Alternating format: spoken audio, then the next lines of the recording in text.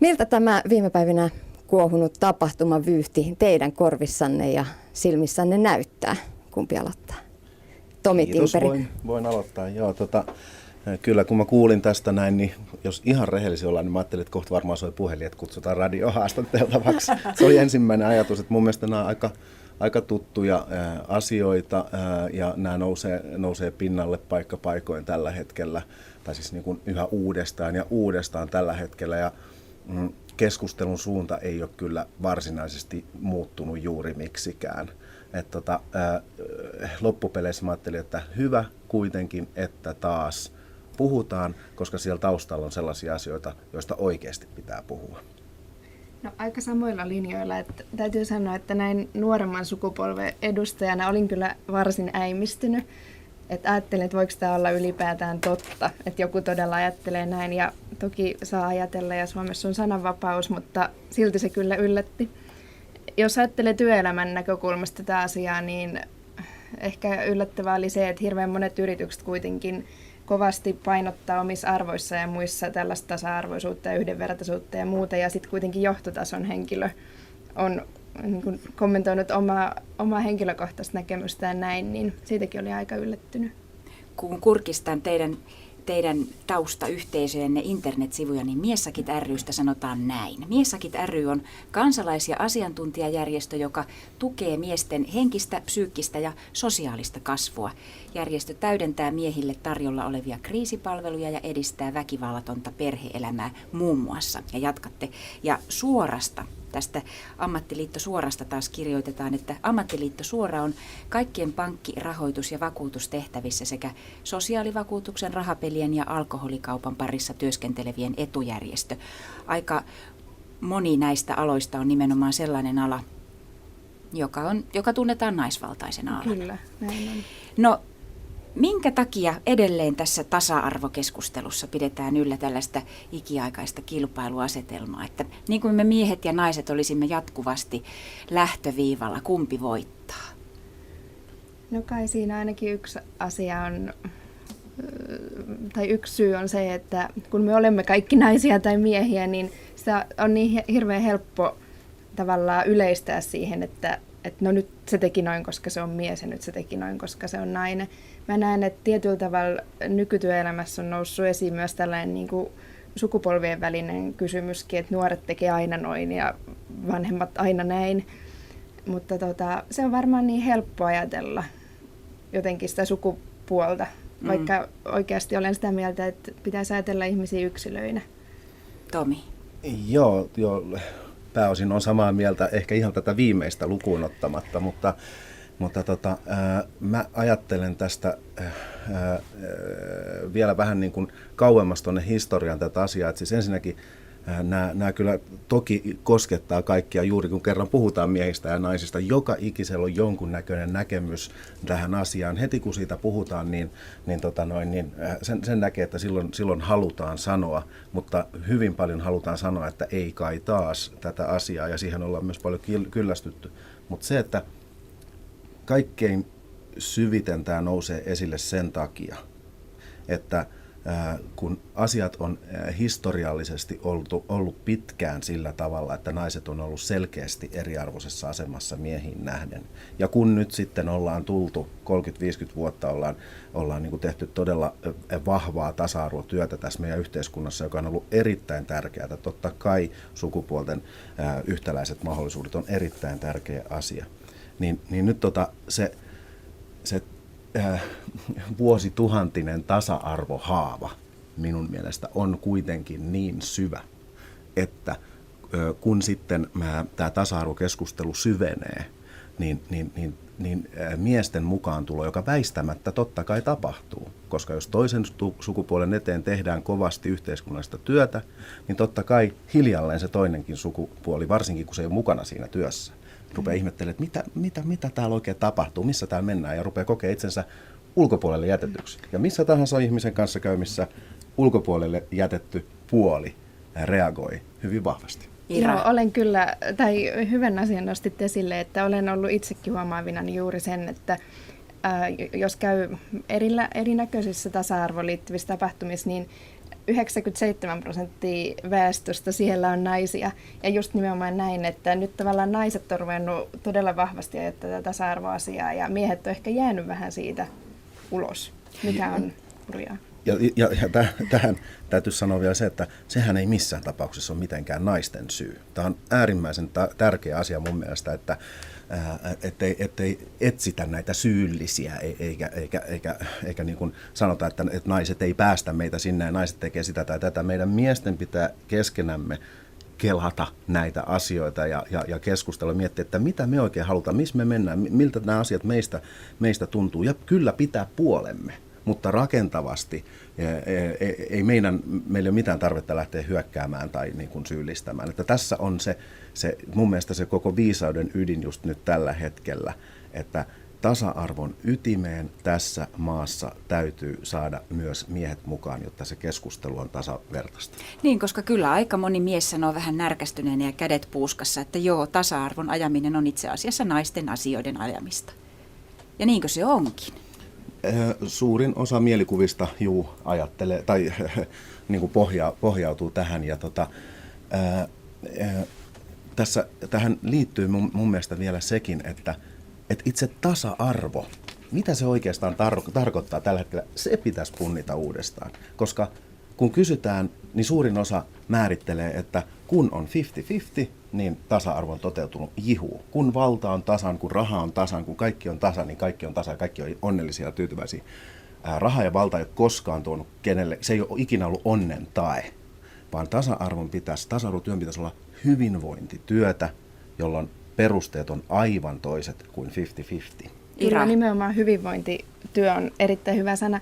Kysyit, että onko tasa-arvoajaminen vain naisten etujen ajamista, niin siis toki se on esimerkiksi työelämässä ollut pitkään, kun on puhuttu palkkatasa-arvosta ja tämän tyyppisistä asioista, mutta huomaan, että tällä hetkellä on hirveästi noussut myös niin kuin miesten etujen ajaminen. Esimerkiksi jos ajattelee niin kuin vaikka perheitä, jotka on eronnut, niin tavallaan nyt on mun mielestä nostettu aika paljon esille myös sellaista, että voiko isä saada lapset ja tämän tyyppisiäkin asioita. Että nyt on kuitenkin sellaista virettä, että tasa-arvo on myös miesten etujen ajamista. Kyllä näin on ihan ok ja hyvä ja niitä on tärkeää tuoda esille, mutta tässäkin se on, kuulkaa, hurja duuni siellä tehdä miesten tueksi töitä, kun hirveän paljon kuulee, että hei, ethän sä pidä meidän miesten puolta, vaikka itse henkilökohtaisesti intuitiivisesti koen, että hyvinkin syvästi, mutta tässäkin miehet monesti tuo tässä erokysymyksessä esille sen, että X määrä niin kuin erotilanteessa lapsista menee äidin huolettavaksi ja X isien ja se isien osuus on paljon pienempi. Ja että se on se ratkaisu, että niissä oikeudellisissa, niissä tapahtumissa, että sitten on kaikki hyvin, kun se rupeaa tasoittumaan se puoli, mutta kun se ei ole siellä se puoli, se onnellisuuden ja hyvinvoinnin perusta.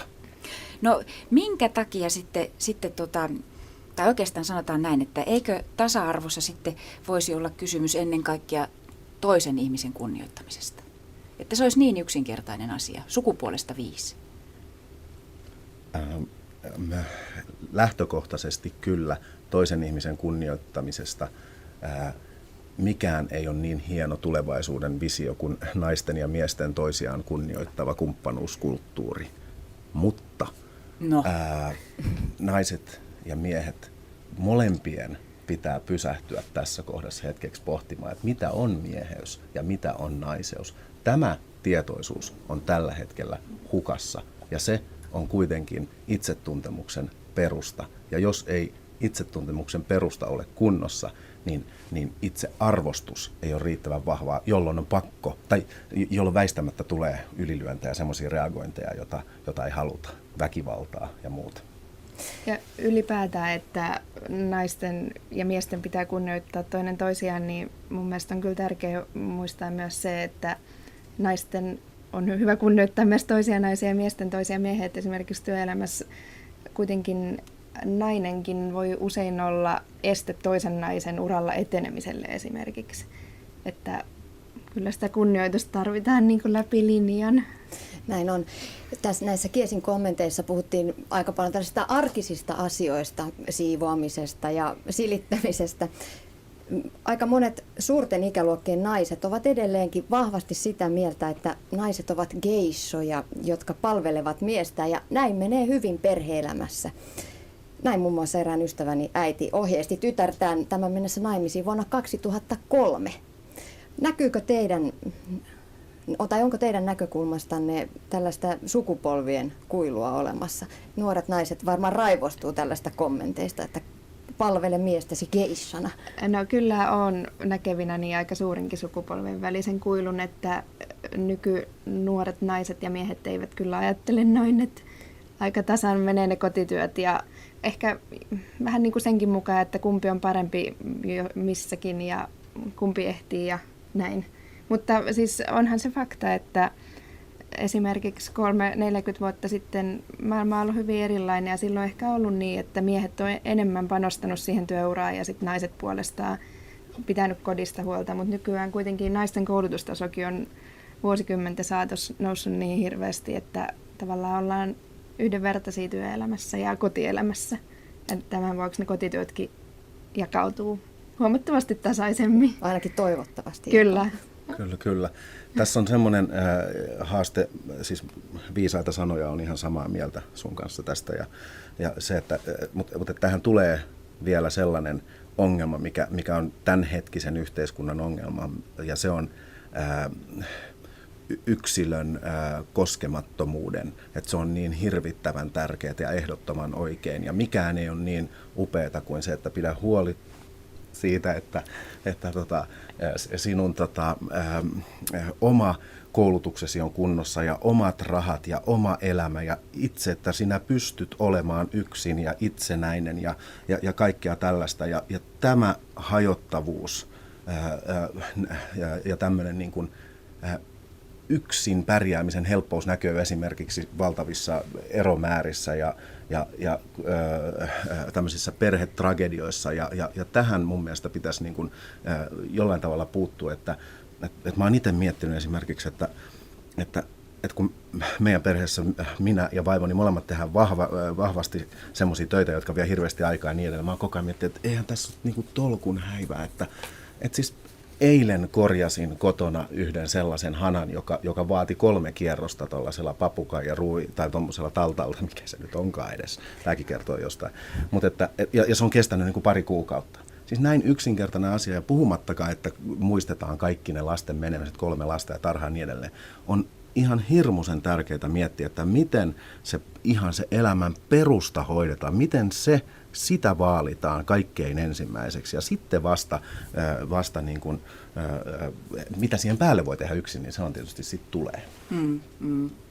No, onko mielestänne tasa-arvoisuus suomalaisessa yhteiskunnassa sitten vain pintaa, pelkkä kupla, että kun vähän raaputetaan, sinä sitä haavasta jo puhuitkin, Tomi, että kun se haava on niin syvä, niin sitten kun tulee joku tällainen keskustelu, joka nousee, kohauttaa, niin silloin ne tunteet nousevat. Mutta onko niin, että kun joku sanoo jotain toista alentavaa sukupuolesta 5, niin se itse asiassa on tosi syvällä meillä, ja tämä on vain tällaista kosmetiikkaa, että puhumme tasa-arvosta?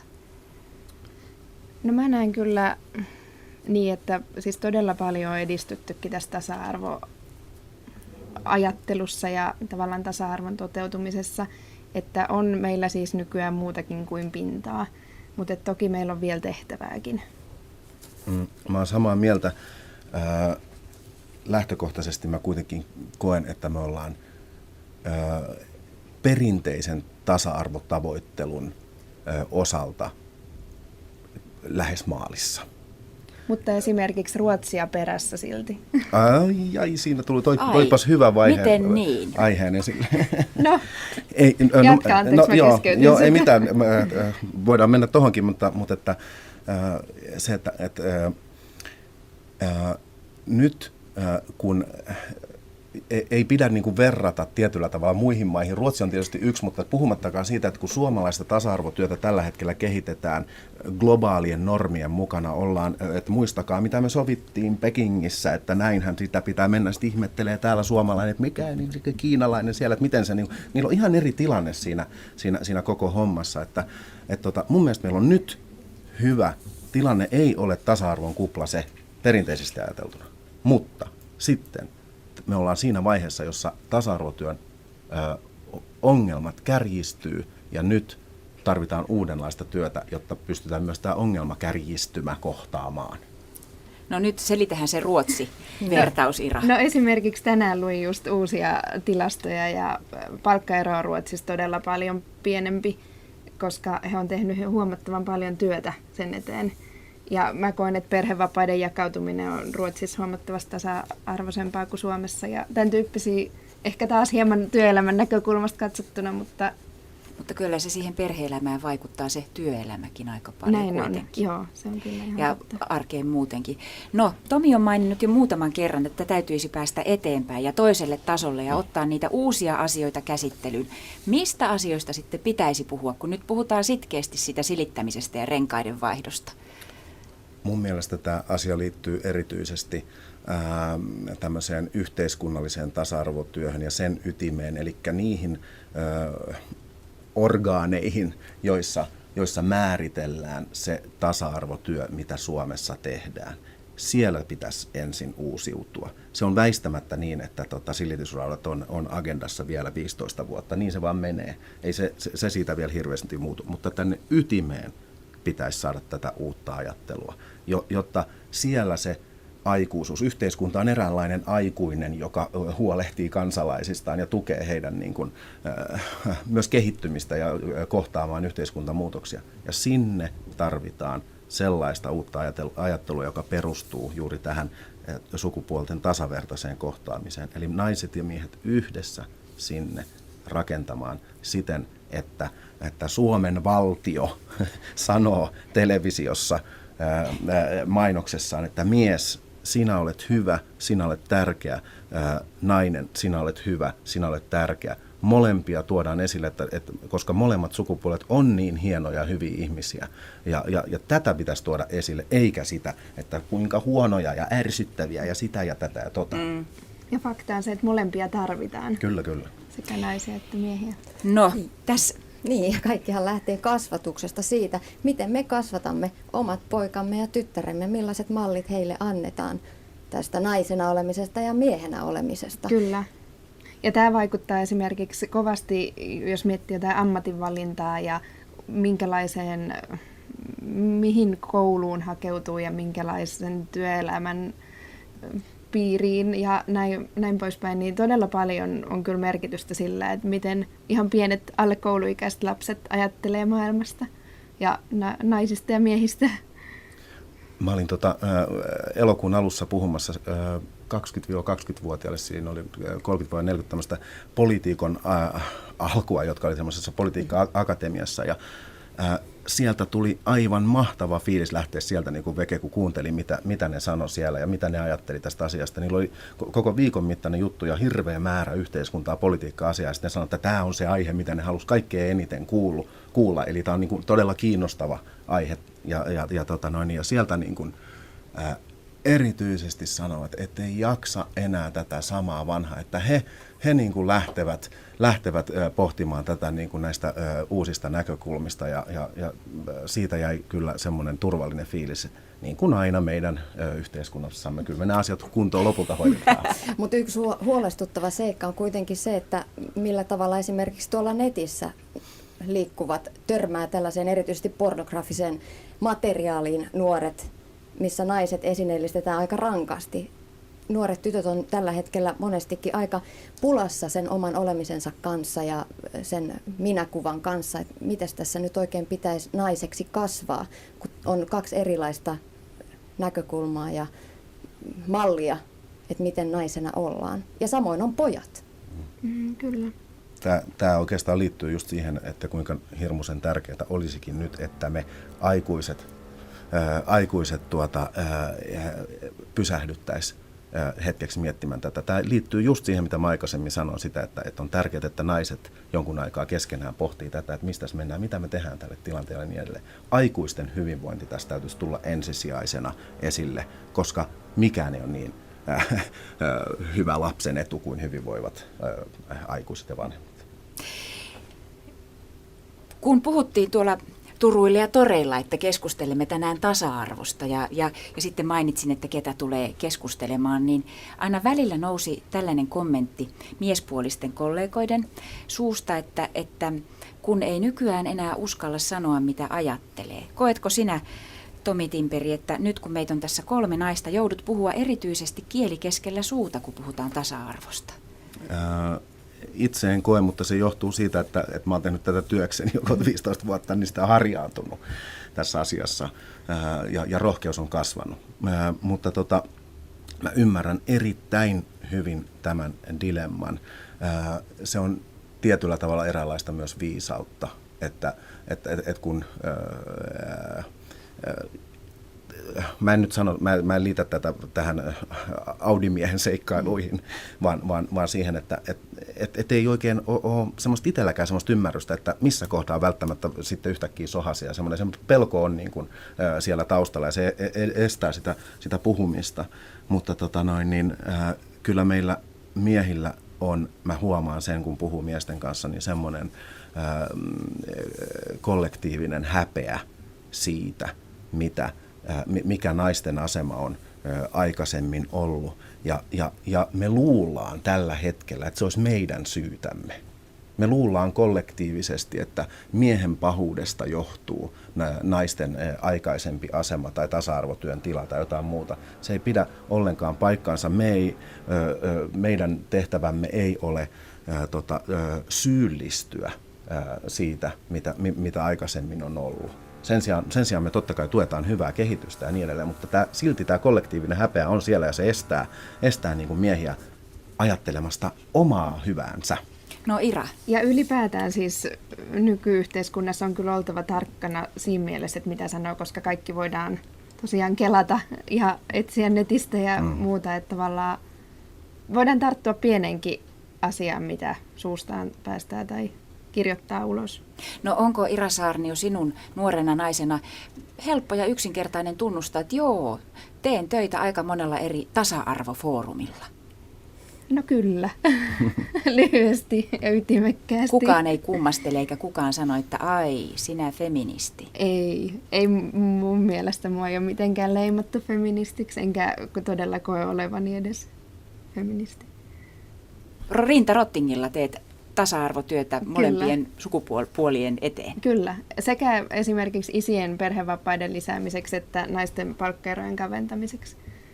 Tähän on hyvä lopettaa. Kiitoksia teille. Tänään siis Päivän tasaajan vieraana Miessakit ry:n toiminnanjohtaja Tomi Timperi sekä Ammattiliitto Suoran palkkausasiantuntija Ira Saarnio. Menkää turvallisesti kohti viikonloppua. Kiitoksia. Kiitos.